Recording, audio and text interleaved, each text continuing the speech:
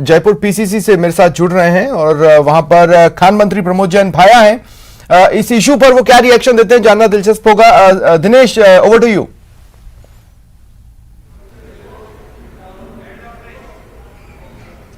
बिल्कुल, देखिए मैं अभी पीसीसी में मौजूद हूं और यहाँ पर जो है वो खान मंत्री प्रमोद जैन भाया भी आज जन सुनवाई कर रहे हैं। खान मंत्री प्रमोद जैन भाया जो है वो यहाँ पर आए हुए हैं। हालांकि कुछ भीड़ जो है वो थोड़ी लगी हुई है यहाँ पर और उनसे बात करने की हम कोशिश करेंगे मंत्री प्रमोद जैन भाया से। एक बार कुछ लोग जो है वो यहाँ पर आए हुए हैं, लेकिन उनसे जो है हम एक बार रिएक्शन लेने की कोशिश करेंगे जो घटनाक्रम हुआ है उस पर। बिल्कुल, एक सेकंड सर, दो मिनट सर, मैं आपकी लेना चाहूँगा। मंत्री जी सर, मैं 2 मिनट आपकी लेना चाहूँगा। जो भरतपुर में जो घटनाक्रम हुआ है वहाँ पर वो जो साधु चढ़े हुए थे टावर पर, उन्होंने आत्मदाह का भी प्रयास किया। किस तरीके से सरकार प्रयास जिस घटनाक्रम का आपने भरतपुर की घटना का जो आपने जिक्र किया, उसको लेके हमारे लोकप्रिय मुख्यमंत्री जी पूर्ण रूप से सजग हैं, चिंतित हैं और उसका हम रास्ता निकालने का प्रयास कर रहे हैं। क्योंकि ऑलरेडी वहाँ लगभग 50-55 लीजें वैध रूप से दे रखी हैं और आज से नहीं, बरसों पहले से दे रखी हैं। उनकी EC-VC सब और नंबर 1 में वो खनन का काम कर रहे हैं, बाकायदा वो रॉयल्टी भी दे रहे हैं उनकी। अब एकदम उनको बंद करते हैं, वो कोर्ट में जाएंगे और माननीय न्यायालय से जो फिर वो स्टे ले आएंगे तो वो चीज़ और पेचीदगी पूर्ण हो जाएगी। हम इस पर विचार कर रहे हैं कि उनको हम किस तरीके से लीगल वे में शिफ्ट कर सकते हैं ताकि जो रास्ता उसका निकले, स्थायी रूप से निकले। साधु संतों का कहना है वहां पर हो रहा है, क्या ये जानकारी सरकार के पास है? वाला मतलब इशू खत्म हो और उनकी भावनाओं के, धार्मिक जो श्रद्धालुओं की जो भावना है उसके अनुरूप उसका सुव्यवस्थित रूप से रास्ता किया जा सके। सर, लंबे समय से वहां पर अवैध खनन चल रहा है, तो क्या सरकार की जानकारी में है कि अवैध खनन उधर होता है? अवैध खनन के लिए सरकार पूर्ण रूप से सजग है। बराबर जब से हमारी सरकार बनी है विशेष अभियान चलाए जाते हैं और अभी भी पिछले जून के महीने में विशेष अभियान चलाया गया। उसमें भी कई संसाधन जब्त हुए हैं, कई मुकदमे दर्ज किए गए हैं। मंत्री विश्वेंद्र सिंह भी वहां पहुंचे थे, लेकिन वो भी हालात बदल नहीं सके। हमारी सरकार हमेशा सजग रही है और कार्रवाई में हमने कोई ना तो पहले कसर छोड़ी ना आगे कोई कसर छोड़ा। एक और सवाल सर कि मंत्री विश्वेंद्र सिंह जी भी वहां पहुंचे, लेकिन वो मान नहीं रहे हैं, जो भी आंदोलन कर रहे हैं वो लोग मान नहीं रहे हैं। आत्मदाह तक का प्रयास जो है प्रजातंत्र में आंदोलन करना सबका नैतिक अधिकार है और हमारा प्रयास है कि उस समस्या का स्थायी समाधान। बिल्कुल, तो देखिए अभी जन सुनवाई में हालांकि व्यस्त है, भीड़ बहुत ज्यादा आई हुई है और आज मंत्री प्रमोद जैन भाया को निकलना भी जल्दी है क्योंकि 1 बजे जो है वो वहां पर बैठक बुलाई है मुख्यमंत्री निवास पर। तो जन सुनवाई में व्यस्त है, लेकिन जो मुद्दा है उस पर उन्होंने जवाब दिया कि अवैध खनन की रोकथाम के प्रयास किए जा रहे हैं सरकार के स्तर पर और प्रजातंत्र में आंदोलन जो है वो सबका हक है। आंदोलनकारी हालांकि आंदोलन कर रहे हैं, लेकिन साथ में सरकार की ओर से कार्रवाई के जो प्रयास हैं वो लगातार किए जा रहे हैं और ये मसला हल हो इसके भी लगातार प्रयास किए जा रहे हैं। जी दिनेश, देखिए मैसेज अच्छा नहीं जा रहा है लोगों के बीच में। इसे लेकर साधु संत को आंदोलन करना पड़े और वो आंदोलन 550 दिनों तक चले, कारण अकारण उसे नेग्लेक्ट किया जाए या समय समय पर ही एड्रेस किया जाए, इसका मैसेज सही नहीं जा रहा है।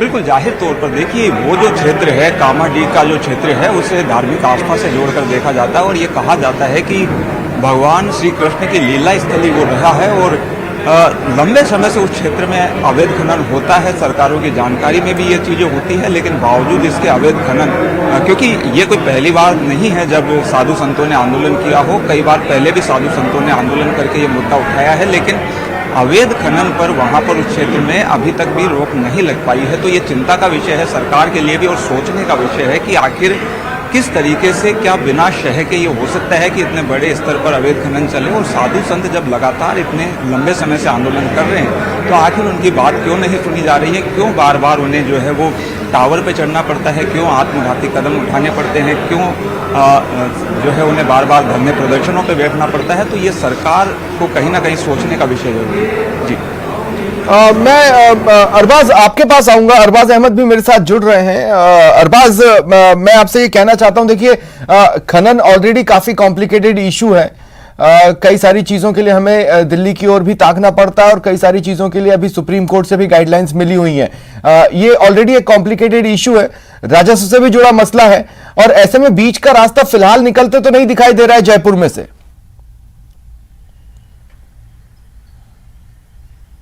देखिए, सबसे पहले मैं बता दूं आपको, पिछली बार भी अभी करीब 1 महीने का जो है अवैध खनन के खिलाफ अभियान चलाया गया।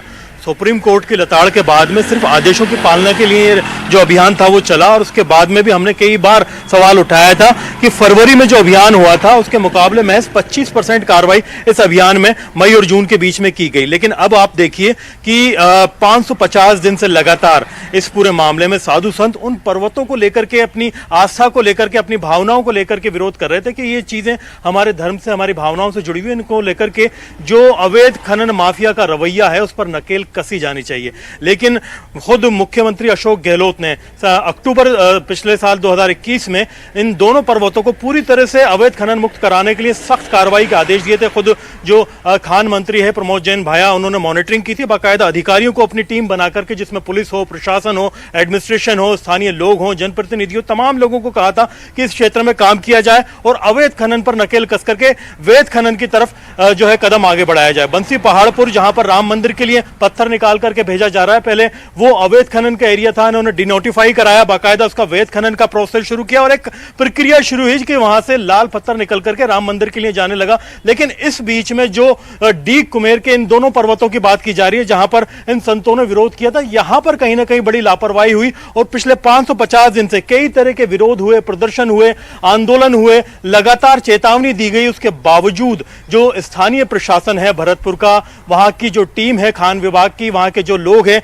लेकिन ये एक सवाल पर लाती है मुझे। दीपक, मैं आपके पास दोबारा आ रहा हूं। दीपक, क्या राजधानी से कोई संदेशा वहां पर पहुंचा है कि भाई एक प्रतिनिधि मंडल जयपुर में आकर बात कर ले, या ये संदेशा पहुंचा है ठीक है हमारी तरफ से हम प्रतिनिधि भेज रहे हैं, आप उनसे बातचीत कर लिए? क्योंकि मैं बार बार इस बात को दोहरा रहा हूं, जैसे जैसे समय बढ़ रहा है ये कोई अच्छा मैसेज नहीं छोड़ रहा है।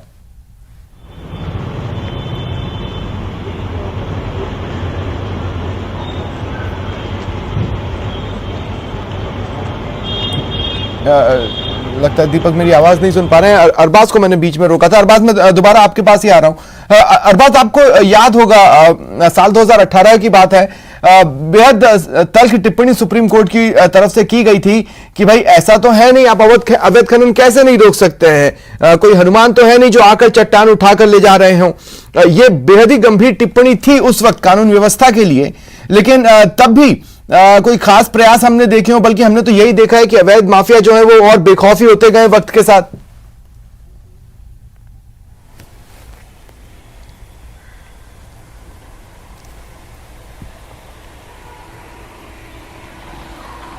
अरबाज, आवाज मिल रही है?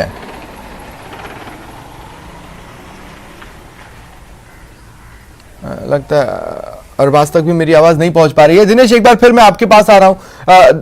दिनेश, आप मुझे सुन पा रहे हैं?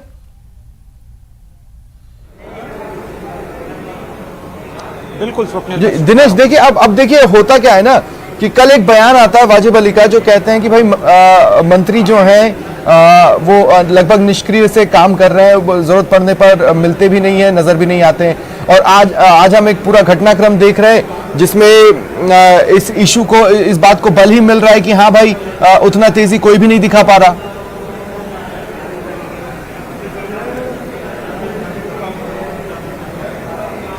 बिल्कुल, देखिए ये इशू जो है वो काफ़ी पुराना है और लगातार ये इशू चला आ रहा है और लंबे समय तक जो है साधु संतों ने अपनी आवाज़ उठाई है और तकरीबन 100 दिन से ज़्यादा से उनका धरना वहाँ पर चल रहा है। तकरीबन मेरे को जहाँ तक ध्यान आ रहा है, संभवतः 1.5-2 साल से जो है उनका धरना चल रहा है वहाँ पर उस क्षेत्र में, और अब जो है वो उनका धैर्य टूटता जा रहा है, ये हम कह सकते हैं। क्योंकि जिस तरह का कदम उन्होंने उठाया है, टावर पर जो है वो एक संत चढ़ गए, आत्मदाह का प्रयास संत की ओर से किया गया, तो ये सरकार को कहीं ना कहीं सोचने का विषय है। और खान मंत्री प्रमोद जैन भाया से अभी हमने बात की, उन्होंने साफ तौर पर यह कहा कि सरकार लगातार प्रयास कर रही है, लेकिन सवाल यही है कि आखिर ये प्रयास कब खत्म होंगे, किस दिशा में ये प्रयास जा रहे हैं, ये भी देखने वाली बात है। क्योंकि हल कोई अभी तक नहीं निकल पाया है। तकरीबन 15-20 साल से ये मुद्दा जो है वो चला आ रहा है, और बार बार साधु संतों ने जो है वो आंदोलन किए हैं इस मसले को लेकर, लेकिन मुद्दा अभी जस का तस है। बार बार प्रतिनिधिमंडल जयपुर आए हैं, उनके मुख्यमंत्री से भी मिले हैं, यहाँ पर मंत्री से भी मिले हैं, बार बार जयपुर में भी धरने प्रदर्शन हुए हैं, लेकिन ये एंडलेस इश्यू की तरह एक बन गया है कि कोई अंतहीन जो है वो संघर्ष साधु संतों का हो गया है। लगभग 2 साल कोई नहीं आंदोलन चले, ये अपने आप में गंभीर सवाल खड़े करता है। दीपक, एक बार फिर मैं आपके पास आ रहा हूं। मेरा आपसे सवाल ये था दरअसल कि क्या राजधानी से कोई संदेशा वहां पर पहुंचा है कि एक प्रतिनिधि मंडल को दोबारा भेजिए, इस बार और गंभीरता से विचार करते हैं, या फिर ये संदेश पहुंचाओ कि ठीक है हम किसी को भेज रहे हैं, आप उनसे बातचीत कर लीजिए?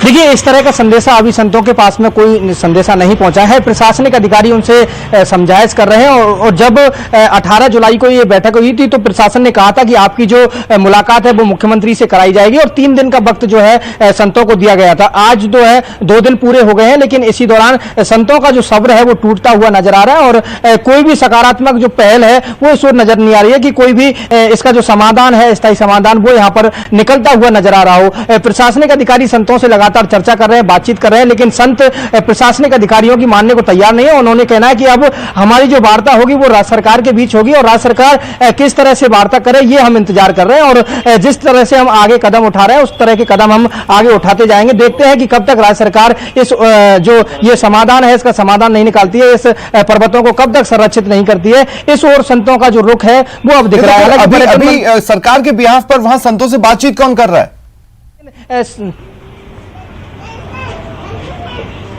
देखिए, अभी संतों से जो बातचीत कर रहे हैं वो पर्यटन मंत्री विश्वेंद्र सिंह कर रहे हैं। शाम को भी संतों से पर्यटन मंत्री विश्वेंद्र सिंह ने बात की थी, और शाम को जब बात हुई थी संतों के बीच तो संतों ने कहा था कि जो संत टावर पर चढ़े हुए हैं उनको हमने नीचे उतारने का प्रयास किया, लेकिन वो हमारी मानने को तैयार नहीं है। तो ऐसे में जो जिन संतों ने पर्यटन मंत्री विश्वेंद्र सिंह के बीच में वार्ता की थी, उनका भी जो समझाने का प्रयास है वो विफल हो गया, और वो साधु संत जो है वो मानने को तैयार नहीं हो रहे। अब उनका कहना है कि हमें सिर्फ एक ही चीज चाहिए, समाधान, और लिखित में समाधान चाहिए, तब तक हम जो है अपना संघर्ष जारी रखेंगे। और लंबे समय से वो आंदोलन करते आ रहे हैं। अब ऐसे ऐसे कदम वो उठाने लगे हैं जिससे प्रशासन की जो चिंता है वो बढ़ गई है, और लगातार प्रशासन के जो है वो पसीने छूटते हुए नजर आ रहे हैं। क्योंकि पहले से ही एक संत ने चिंता बढ़ाई थी कि वो टावर पर चढ़े हुए थे, और दूसरे संत ने आत्मदाह करने की कोशिश की है, और वो जो पेट्रोल डाल करके आग लगा ली, उनको अस्पताल में भर्ती कराया गया। अब प्रशासनिक अधिकारियों से हम बात कर रहे हैं तो वो कुछ बोलने के लिए तैयार नहीं है, क्योंकि उनका कहना सीधा एक ही है कि राज्य सरकार का मामला है, हम इसमें सिर्फ समझाइश कर सकते हैं और राज्य सरकार के पास में संदेश पहुंचा सकते हैं। निर्णय जो लेना होगा वो सरकार को ही लेना होगा। सरकार किस तरह से निर्णय लेती है ये देखने वाली बात होगी। जी अरबाज, जैसा कि मैं कह रहा था कि देखिए 2018 में सुप्रीम कोर्ट ने एक बेहद तल्ख टिप्पणी की थी प्रदेश से गुजर रही एक पर्वत श्रृंखला को लेकर, और ये कहा था कि भाई आप अवैध खनन कैसे नहीं रोक सकते, कोई हनुमान है क्या जो आकर चट्टानों को उठा ले जा रहा है। ये एक बेहद तल्ख टिप्पणी थी, लेकिन उस घटना के बाद भी हमने प्रदेश में यही देखा है कि जो खनन माफिया है वो और दिन ब दिन बेखौफी हुए हैं। ऐसे में सॉल्यूशन के संकेत मिलना भी बहुत बड़ी बात होगी। जी बिल्कुल, देखिए स्वप्निल, एक जो तल्ख टिप्पणी की तरह अगर लिया जाता तो शायद उस पर कोई कार्रवाई होती, लेकिन शायद उसे जो है अवैध खनन माफिया ने अपनी हौसला अफजाई समझी कि उनके हनुमान से तुलना हुई, और अरावली की करीब 16 ऐसी पहाड़ियां बिल्कुल जमीन से गायब कर दी गई जो वहां पर कभी गगनचुंबी हुआ करती थी, लोग बाग वहां आया करते थे, वो पूरी तरह से जब खनन करके सपाट कर दी गई। तो सुप्रीम कोर्ट ने कहा क्या हनुमान इन पहाड़ियों को ले गए? तब जो है खान विभाग ने एक हलफनामा पेश करके कहा था कि हम अवैध खनन के खिलाफ अभियान चलाएंगे, सख्त रवैया अख्तियार करेंगे। लेकिन इस पूरे रीजन में आप देखिए, चाहे अलवर हो, भरतपुर हो, लगातार विरोध होते रहे, प्रदर्शन होते रहे। कभी भी साधु संतों को यहां पर जो है धरने पर बैठने की नौबत नहीं आनी चाहिए थी। ये विभाग की खुद की जिम्मेदारी थी कि अवैध खनन के ऊपर वो सख्त कार्रवाई करते। अभी कुछ दिन पहले आप देखिए, केंद्र के अंदर जो गृह मंत्री अमित शाह ने राजस्थान को सबसे बेहतरीन जो है खनन विकास के लिए राष्ट्रीय पुरस्कार के पहले अवार्ड से नवाजा है। पूरे स्टेट्स जो हैं देश भर में, उनमें पहला स्थान मिला, क्योंकि करीब 7,000 करोड़ की रेवेन्यू उन्होंने जनरेट की। लेकिन इस तरह की चीजें पूरे प्रदेश की छवि राष्ट्रीय स्तर पर खराब करती हैं, क्योंकि देखिए बड़ी मेहनत करके आप कोशिश करते हैं कि खनन से लोगों को रोजगार मिले, बेहतर रेवेन्यू, लेकिन इस तरह की जो चीजें हैं अवैध खनन की, वो प्रदेश की छवि खराब करते हैं, यहां पर पर्यावरण का संतुलन खराब करते हैं। और फिर बाद में होता यह है कि सुप्रीम कोर्ट से लेकर के हाई कोर्ट की जब सख्त और तल्ख टिप्पणियां आती हैं, तब जाकर के कुछ कार्रवाई शुरू होती है, जो कि अच्छी बात नहीं है। क्योंकि विभाग के आला अधिकारी लगातार जो है रिव्यू बैठक करते हैं, बाकायदा अधिकारियों को दिशा निर्देश देते हैं और हमें ऐसे बयान जारी करते हैं कि हमने लेकिन अरबाज मैं समझना चाहता हूं, देखिए एक हिस्सा तो वो होता है जहां पर लीगल माइनिंग होती है और बाकी हिस्से वो होते हैं जहां पर इलीगल माइनिंग होती है। कम से कम इलीगल माइनिंग को लेकर 100% विश्वास तो साधु संतों को दिलाया जा सकता था। ठीक है, लीगल माइनिंग के पेज पर आप आगे डिसीजन लेते रहिए, लेकिन इलीगल माइनिंग के उस पर भी आप अगर आश्वासन देकर, ठोस आश्वासन देकर संतों को नहीं मना पा रहे हैं, तो ये तो कमजोरी है। देखिए कि इसमें इलीगल माइनिंग के मामले में जब हमारी बातचीत हुई आला अधिकारियों से, यहां से शुरू से ही साल 2021 में जब अक्टूबर में मुख्यमंत्री अशोक गहलोत ने कहा था कि यहां पर इलीगल माइनिंग रुकनी चाहिए, तब से ही अधिकारियों को, कर्मचारियों को, ग्रास रूट लेवल पर सबको सख्त निर्देश थे कि यहां पर माइनिंग नहीं होनी चाहिए। लेकिन एक बड़ा सवाल है कि वहां पर ग्राउंड जीरो पर ऐसे किस बड़े जो दबंग नेता का इन्वॉल्वमेंट है जो कि सिस्टम को काम करने नहीं दे रहा है। वहां पर लोगों का इन्वॉल्वमेंट कहीं ना कहीं सिस्टम को सुस्त कर रहा था, जो कि ग्राउंड जीरो पर कार्रवाई करते हैं। हमने प्रमोद जैन भाया से भी बात की, उन्होंने कहा कि अवैध खनन के खिलाफ हमारा पूरा जो है क्लियर और स्पष्ट जो है एक रवैया है कि वहां हम इस तरह की कोई एक्टिविटी बर्दाश्त नहीं करेंगे। लेकिन ग्राउंड जीरो पर होता क्या है कि चाहे पुलिस थाना हो, चाहे खान विभाग हो, चाहे और जिम्मेदार विभाग हो, वो मिलकर के ना तो वो कार्रवाई कर पा रहे हैं, ना सिस्टम उनको वो कार्रवाई करने दे रहा है, जो कि यहां पर अगर देखें प्रदेश मुख्यालय स्तर पर निर्देश दिए जा रहे हैं। ग्राउंड जीरो पर कुछ दबंग लोग जरूर हैं जिनकी जो है जांच होनी चाहिए, जिन्हें देखा जाना चाहिए, जो इसमें दखल दे रहे हैं और अपने जाति मफाद के लिए इतना बड़ा मसला पूरे प्रदेश के खान विभाग के लिए और पूरे प्रदेश की सरकार के लिए उन्होंने खड़ा कर दिया है, जो कि छवि के ऊपर बड़ा दाग लगा रहा है। अगर सरकार अब 1 बजे जो बैठक होने वाली है, जिसमें मुख्यमंत्री खुद बाकायदा खान मंत्री को लेकर के, जिम्मेदार अधिकारी को लेकर के और गृह विभाग के जिम्मेदार अधिकारियों को लेकर के चर्चा करने वाले हैं, उसमें इस बात पर चर्चा जरूर की जानी चाहिए कि कौन है जो आला कमान के फैसलों को ग्राउंड जीरो पर बेअसर कर रहा है, कार्रवाई नहीं होने दे रहा है। संतों को 550 दिन, करीब 2 साल धरने पर बैठना पड़ रहा है और आप देखिए आखिरकार खुद के जो है आत्मदाह के लिए मजबूर होना पड़ रहा है। इस तरह की नौबत नहीं आनी चाहिए थी। एक अच्छी छवि का मैसेज देने के लिए जब खान विभाग लगातार कोशिश कर रहा है, करीब 7,000 करोड़ का रेवेन्यू, मैं ये नहीं कहूंगा सरकार, लेकिन अगर मैं कहूं लोकल एडमिनिस्ट्रेशन, क्या वो इस बात पर रिलाई कर रहा है अरबाज की साधु संतों में भी 2 धड़े नजर आ रहे हैं, एक रणनीति का एक धड़ा सपोर्ट करता है तो दूसरा नहीं करता है, क्या वो इसमें अपने आंसर्स खोज रहा है? देखिए होता क्या है सपने, जब कोई छोटा मुद्दा बड़ा आंदोलन बनता है तो उसमें कई तरह की जो राजनीतिक अपने जो है इस तरह के महत्व रखने वाले लोग उसमें शामिल हो जाते हैं और वो चीजों को अपने हिसाब से ड्राइव करने की कोशिश करते हैं। यहां पर अवैध खनन सीधे तौर पर एक बुनियादी मुद्दा था जिसमें लोगों की भावनाएं उन पहाड़ों से जुड़ी हुई थी और वहां पर इसका ये विरोध कर रहे थे, जिसकी मांग इन्होंने पहुंचाई थी। बाद में क्या होता है कि कई तरह के राजनीतिक जो है दखल रखने वाले लोग उस तरह के आंदोलन में शामिल होते हैं और अपने अपने हिसाब से आंदोलन को ड्राइव करने की कोशिश करते हैं। कहीं ना कहीं एक बड़ा जो समय लगा इस पूरे आंदोलन में, यह भी एक बड़ी वजह रही कि लोग अपने जो राजनीतिक महत्व के हिसाब से जो हालात को और ग्राउंड जीरो पर जो सिचुएशन को बदलने में लगे रहे। अगर आप देखिए कि इस इलाके में एक दबंग नेता है, राजस्थान के पर्यटन मंत्री भी विश्वेंद्र सिंह, वो जब संवाद करते हैं, बातचीत करते हैं तो कुछ हल निकलने की उम्मीद निकलने की आ रही थी। वहां पर बातचीत भी हुई थी, कुछ लोग माने भी थे और रुके भी थे। लेकिन जब जो खान मंत्री हैं प्रमोद जैन भाया या मुख्यमंत्री इस बात को लेकर के सख्त रवैया अख्तियार कर रहे थे तो वहां पर ग्राउंड जीरो पर एक्शन होना चाहिए था। साधु संतों को कहीं ना कहीं ये संतोष मिलना चाहिए था कि सरकार उनके साथ में, उनकी बातों को गंभीरता से सुना जा रहा है, उनकी मांगों पर कार्रवाई की जा रही है, लेकिन ऐसा हुआ नहीं। और कहीं ना कहीं जो राजनीतिक जो इसमें मफाद है लोगों के अपने अपने, वो इस पूरे आंदोलन को अपने हिसाब से अलग अलग दिशा में ले जाते हुए नजर आए। जी स्वप्निल। बिल्कुल अलग अलग दिशा में ले जाते हुए नजर आए, लेकिन अब देखिए अगर एक धड़ा है और वो पर्यावरण को बचाने की बात कर रहा है, क्योंकि काफी इंपॉर्टेंट फैक्टर है, और एक धड़ा है जिन्हें सिर्फ ये सुनिश्चित करना है कि हाँ आपकी जो बातें हैं, आपकी जो धार्मिक यात्राएं आने वाले समय पर यहाँ पर होने वाली हैं, उन तमाम चीज़ों के लिहाज से हम इतना तो कर ही सकते हैं, लेकिन फिर भी कोई ठोस पेपर वर्क अभी तक तैयार नहीं हुआ है। देखिए अभी तक जो भी चल रहा है वो मौखिक चल रहा है, क्योंकि अभी भी बहुत सी चीज़ों को जानना जरूरी है, जो कि मैंने आपसे शुरुआत में कहा था कि पेपर्स, डॉक्यूमेंट्स और सारी चीजें इतनी कॉम्प्लिकेटेड है खनन को लेकर कि जब तक उनको दोबारा नहीं देखेंगे, किसी न किसी धड़े के पास ये ऑप्शन रहेगा कि वो कोर्ट चले जाएं।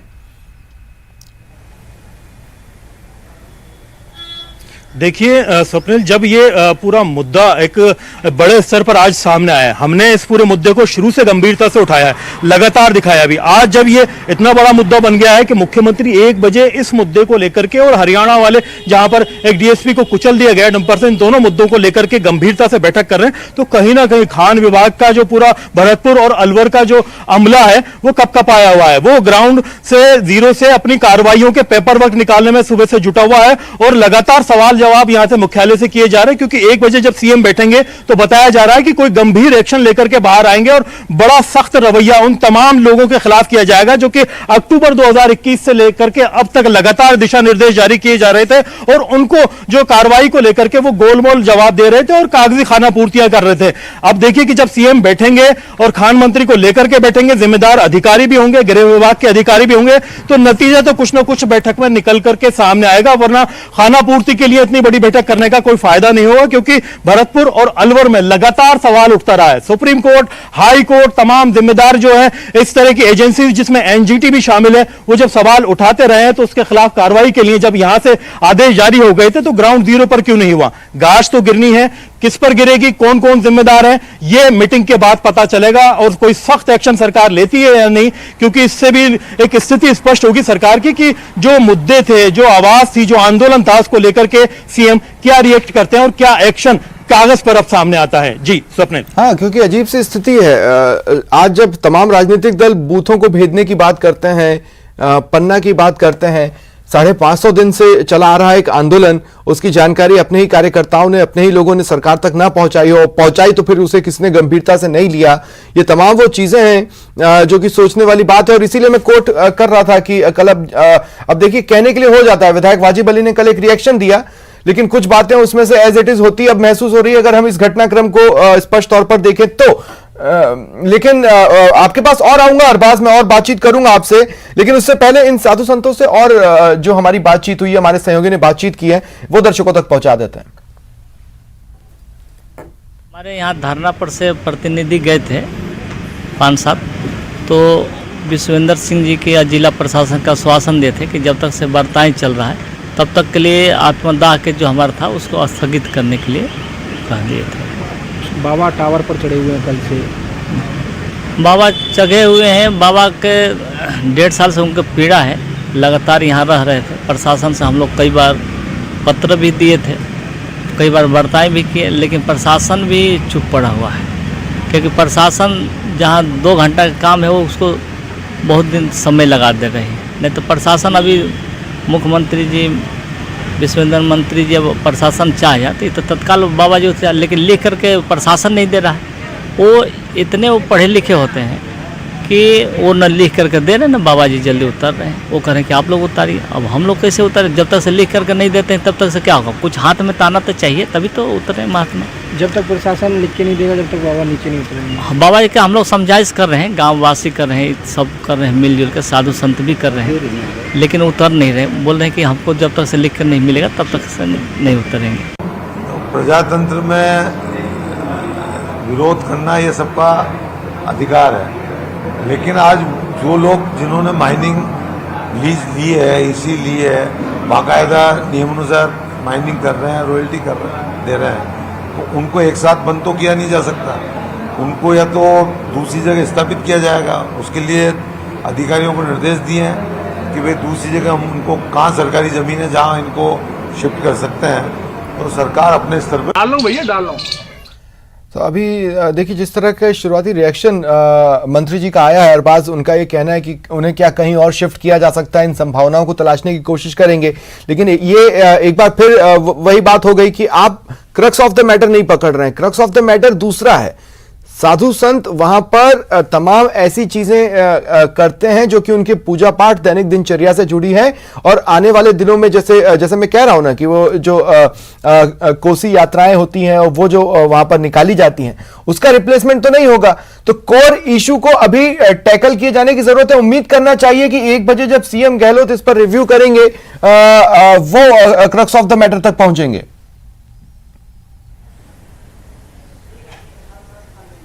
बिल्कुल, देखिए कि आप राजस्थान में जो पर्यावरण से जुड़ा मुद्दा है, खासतौर पर खनन से जो नुकसान पर्यावरण संबंधित समस्याओं का हमारे सामने आ रहा है, तो उसके बाद में आप देखिए कि जो नतीजे सामने आ रहे हैं उसमें कहीं ना कहीं इस बात को समझना होगा कि पर्यावरण किसी एक आदमी का बुनियादी मुद्दा नहीं है कि जिसके लिए साधुओं को बैठ करके आंदोलन करना पड़े। ये सबका मुद्दा है, सबको साथ में आना होगा, उसमें कोई किसी के खिलाफ या विरोध में नहीं है, क्योंकि ये चीज़ वो है जो सबके लिए है, जिसका फायदा सबको पहुंचेगा। इसमें कहीं ना कहीं देखिए हमारे जो सभी के धर्म हैं वो पर्यावरण के संरक्षण से जुड़े हुए होते हैं और उसके फायदे सभी लोगों को पहुंचते हैं, वो सभी लोग समझते हैं। ऐसे में जब सरकार खुद अवैध खनन के खिलाफ है तो उसमें सीधा और स्पष्ट जो है सरकार की नीति होनी चाहिए कि जो लोग अवैध खनन में शामिल हैं उनको आइडेंटिफाई किया जाए, और जो लोग इसमें इनको डायरेक्टली इनडायरेक्टली सपोर्ट कर रहे हैं, इनके पीछे खड़े हुए, उनको भी आइडेंटिफाई करके उनके खिलाफ कार्रवाई की जाए। क्योंकि देखिए कि वहां पर लगातार लोग विरोध प्रदर्शन आंदोलन कर रहे थे। इस चीज का मैसेज सीएमओ तक, यहां पर मुख्यालय तक, विभाग तक लगातार दिया जा रहा था, ज्ञापन आ रहे थे, मांग पत्र आ रहे थे, उनको कहीं ना कहीं जो है उठा करके साइड में पटका जा रहा था। अगर वक्त रहते उन पर गौर किया जाता, एक्शन लिया जाता, और जो एक तरह से कहा जाए कि स्थानीय विधायकों की तुष्टिकरण वाली बात है कि वहां पर उस चीज को भी देखा जाए कि जो लोग इतने ज्यादा खतरनाक कैसे हो जाते हैं कि वो सरकार को सपोर्ट करने के बजाय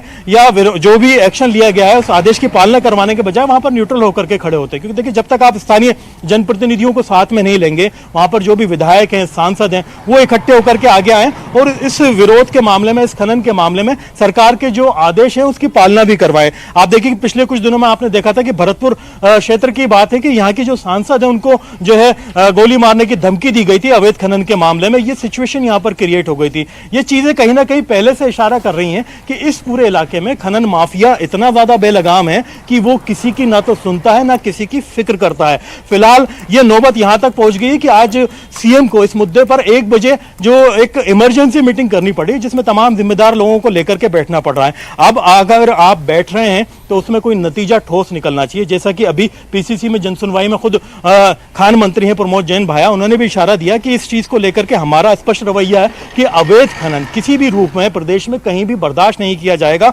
और जो वैकल्पिक रास्ते हैं वो निकालने की कोशिश की जाएगी कि किस तरह से इस तरह की सिचुएशन को डील किया जा सकता है। लेकिन जब आप सीएम के साथ बैठेंगे, अधिकारी अपनी रिपोर्ट्स लेके बैठेंगे और पिछले 2021 में अक्टूबर से लेकर के अब तक जो आपने कागजी खानापूर्तियां की हैं, जो आदेश दिए हैं, जो ग्राउंड पर आपने लोगों को डायरेक्शंस दिए, उसकी पालना की रिपोर्ट लेकर के आप बैठेंगे तो आपको अंदाजा लग जाएगा कि हम जो यहां से आदेश या फरमान जारी कर रहे थे कहीं ना कहीं वो ग्राउंड जीरो पर जाकर के बेअसर हो रहे थे। ऐसे में उन लोगों के ऊपर भी नकेल कसी जानी चाहिए जो जिनकी जिम्मेदारी थी, जिनका जो है अधिकार क्षेत्र था, जो इसमें कहीं ना कहीं कार्रवाई करने के लिए उत्तरदायी थे, वो क्यों खामोश रहे, किसके दबाव में रहे, कौन उनको बेअसर कर रहा था, कौन उनको खामोश कर रहा था, या किस लालच में वो चुप बैठे हुए थे। 1 बजे अब सीएम बैठक करेंगे, तमाम मुद्दों को लिया जाएगा, अवैध खनन में इस पूरे रीजन की बात की जाएगी और पिछले अवैध खनन अभियान में 1 महीने में कहां लेकिन एक और पॉइंट की ओर मैं ध्यान ले जाना चाहता हूं, एक और पॉइंट की ओर मैं ध्यान ले जाना चाहता हूं। और बाज देखिए जो साधु संतों की मांग है वो सिर्फ खनन को लेकर नहीं है,